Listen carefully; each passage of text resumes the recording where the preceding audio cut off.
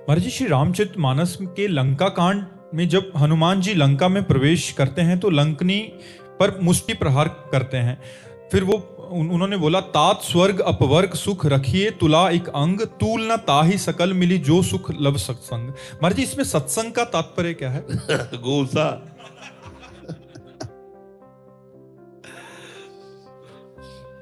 महान परम भागवत जिन कर कमल से भगवान श्री राम के चरण चापते हैं, हनुमान जी महाराज परम पवित्र बाल ब्रह्मचारी भगवत स्वरूप प्रेम में डूबे हुए, जिनके हृदय में सिया राम जी विराजमान है, जिनके कर कमल सदैव राम जी के चरणों का सेवन करते हैं, इनकी महिमा ब्रह्मा जी ने पहले बता रखी थी लंकिनी को।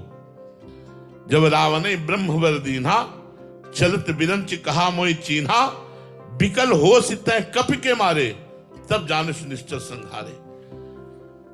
जब तू एक कपि के प्रहार से मूर्छित होने लगे तो जान लेना महाभागवत हनुमान जी का साक्षात्कार हो गया और निश्चरों का विनाश निश्चित उसी दिन से शुरू हो जाएगा। तो लंकिनी ने कहा, तुम्हारे जैसे चोरों का आहार करना मेरा विषय है। कहां घुसा जा रहा चुपके से? बड़ी सूक्ष्म दृष्टि थी।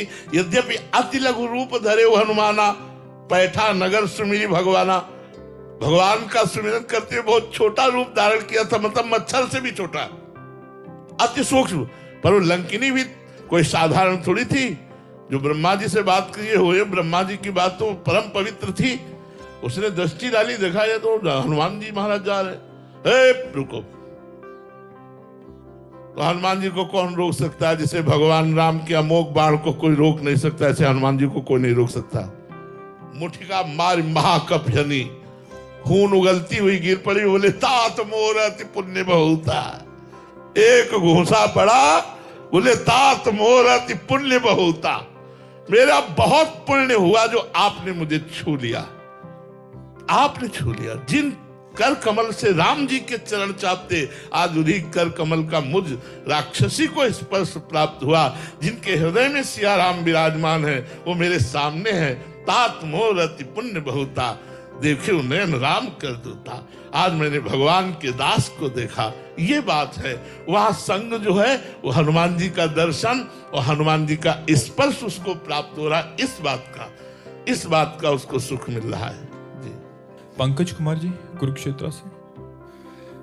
राधा वल्लभ श्री हरिवंश महाराज जी, आपके चरणों में दंडवत प्रणाम। गुरुदेव भगवान, आपके श्रीमुख से एकांतिक में कई बार सुना है कि भगवत प्राप्ति के मार्ग पर चलने हैं तो अपने आप को मरा हुआ मान लो। गुरुदेव, अपने आप को मरा हुआ कैसे माने महाराज जी? इसका तात्पर्य महाराज जी। अहम शून्य जीवन ही अध्यात्म की ऊंचाई को प्राप्त करता है। आम शून्य होना ही वो विदेह जीवन है। मरो रे जोगी मरो, ऐसे मर के दीठो जैसे गोरख मर दीठो। आपो त्याग जगत में बैठे, नहीं किसी से काम, उनमें तो कछु अंतर नहीं, संत कहो चेहरा। मन मारिया तन वश में की ना, हुआ भरम सब दूर, बाहर से कछ दिखत नाही, अंदर चमके नूर।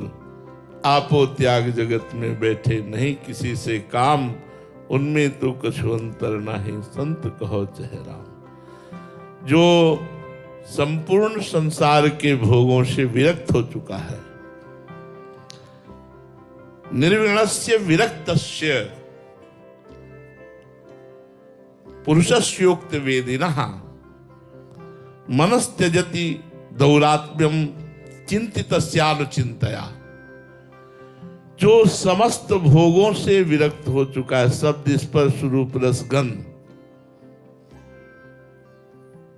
जिसने संसार के नानात्व का चिंतन त्याग दिया है, गुरुदेव सदगुरुदेव संतजन शास्त्र इनके उपदेशों को भली भांति हृदयंगम करके निश्चित कर लिया है कि आत्म स्वरूप ही सत्य है और ये तीनों देह और इनका विलास असत्य है, इसलिए वो असत्य से मन को हटाकर सत्य स्वरूप आत्म स्वरूप श्री भगवान